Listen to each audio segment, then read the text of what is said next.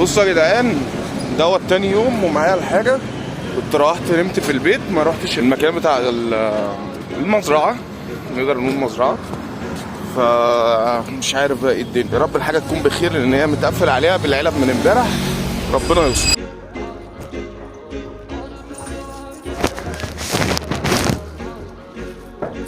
يلا يا جدعان، عندنا بصوا شوية حاجات في الجميل منه ربنا. النهارده اليوم التاني، بس قسما بالله انا صحيت من النوم وكنت خايف جدا على الحاجه، لان الحاجه انا سايبها من امبارح، فمش عارف كده خطر ولا لا عليهم بصراحه، لان انا ما اعرفش ايه الدنيا معاهم. فربنا هيستر باذن الله، ونروحوا كده نحاول ناكلهم ونعرف احنا جبنا ايه وما جبناش ايه، وان شاء الله كل حاجه ليها حلقات. يلا. طب بصوا يا جماعه، انا فتحت الشباك كده، تعالوا بس نشوفوا الاكل. ادي الاكل ودي الجفت اللي هناكل بيه، وهي الحاله. بسم الله.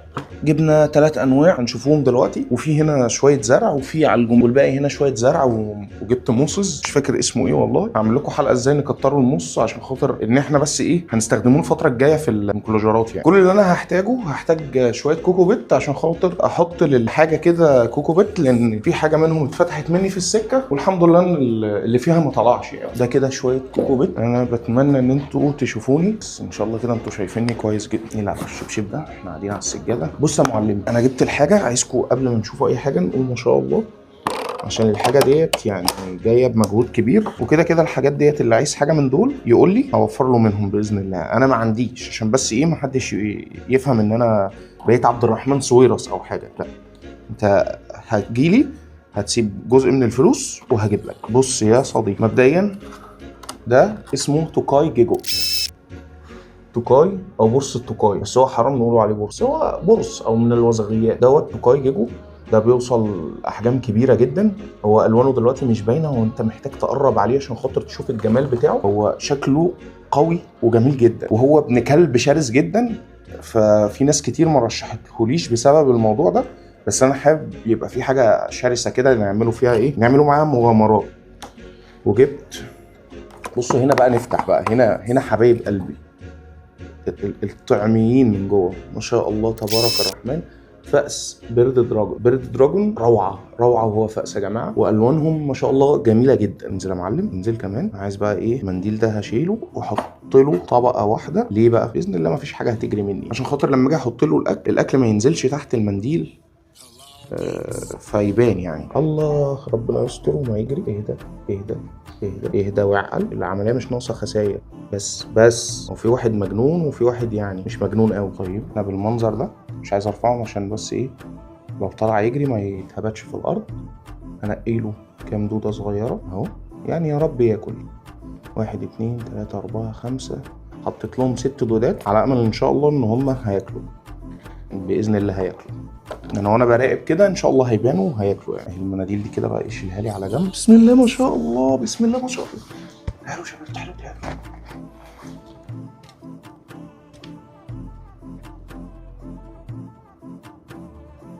كان بياكل دلوقتي ما شاء الله بلعه واحده، ربنا يبارك.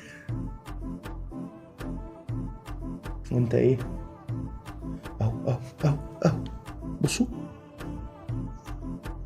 ما شاء الله، ربي يبارك يا رب. ما شاء الله اهو كده اكل. الحمد لله.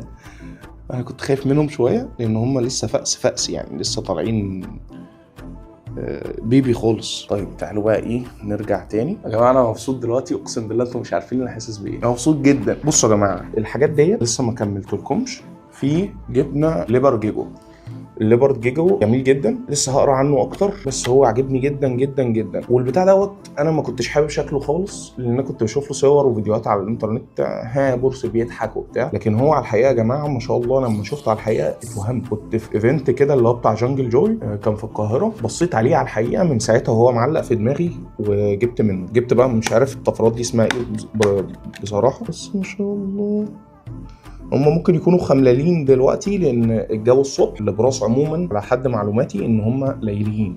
يعني دولت انا كنت حاططهم في الاوضه اللي انا كنت نايم فيها، لان هم اصلا في البيت بورس. يا خبر ابيض يا خبر ابيض، حطيتهم في الاوضه يعني. بنحاول ان احنا ايه، بص مش عارف اقول ايه، انا مبسوط دلوقتي. قولوا ما شاء الله يا جماعه. لا لا لا يا ابني عبيطه، سمعتوا الصوت ده؟ ان شاء الله الصوت ده ظهر، بس النويز كانسليشن شغال. الصوت دوت كان صوت التوكاي، وهو اسمه توكاي بسبب ان هو بيصدر الصوت ده. وهعرفكم بقى الذكور من الاناث ان شاء الله في الحلقات بتاعت الحاجات دي. بصوا انا مطلع الليبر جيجو بره عشان خاطر انا عارف ان هم مش اسرع حاجه في الكون، بس هم صغيرين يعتبروا سريعين شويه. انا هجيب برضو طبقه منديل واحده اهو، وبالمنظر ده. بس انا حطيت لهم شويه ميل وورم، وهم دلوقتي مركزين معاهم، هم بيدوروا ان هم يهربوا دلوقتي من العبيطه. طب خش بقى عشان انت الادب يا جماعه. لو عايزين نجيب علجوم الباك مان قولوا لي تحت، ان انا ما بين لا هو شكله حلو بس مش جاي معايا قوي بصراحه. بس المهم ايه، ما اقفلش على ديلهم او حاجه واتفرج عليهم وهم بياكلوا. بصوا بقى التوكاي، والله بجد انا خايف افتح عليه عشان خاطر هو سريع جدا ومتسلق بشكل كبير. فهو في الحجم ده انا مش عايز امسكه ولا افتح عليه ولا اي حاجه. انا بس اللي هو ما عندهوش بيتموس او كوكو بيت، هحط له شويه على استحياء كده عشان خاطر الرطوبه بس عنده ما تنزلش، لان هو البيئه بتاعته استوائيه شويه. والله انا خايف حرفيا، بس هو ان شاء الله هيطلع عبيط. انا يستر ان شاء الله مش هيطلع. بس انا حطيت شويه، هز بقى ده كده شويه. بص حاطط رجله في السكه، فان شاء الله ايه. شيل ايدك يا بس يا فندم. الناحيه دي والناحيه دي بصراحه مش عايز افتح عليه تاني. بصوا يا جماعه هو بيتشقلب حرفيا، عامل شبه برص خشن الجلد، نفس ان هو برضو بيعرف يتسلق. هو نينجا بصراحه. ثواني كده نقوله كام دودايه، انا برضو نفسي اشوفهم. الليبر جيجو هياكل. طب ياكل المنديل ما شاء الله، بياكل هو كمان. انا عايز انقي ميل ورم صغير. 3 4 5 6. طيب انتوا ليه بس بتقولي اعد الدود وما اعدش الدود، او هتسالوا ليه بعد الدود؟ عشان خاطر بس اعرف الكائن ده اكل قد ايه، عشان ده ضروري تبقى عارف الكائن وهو صغير بياكل ولا لا اصلا، عشان لو ما بياكلش هو ما بيبقاش عنده قدره ان هو يخزن دهون بالشكل الكافي، فالموضوع ده بيكون خطر شويه. خش يا استاذ جوه، اقول لك ايه، خد واحده.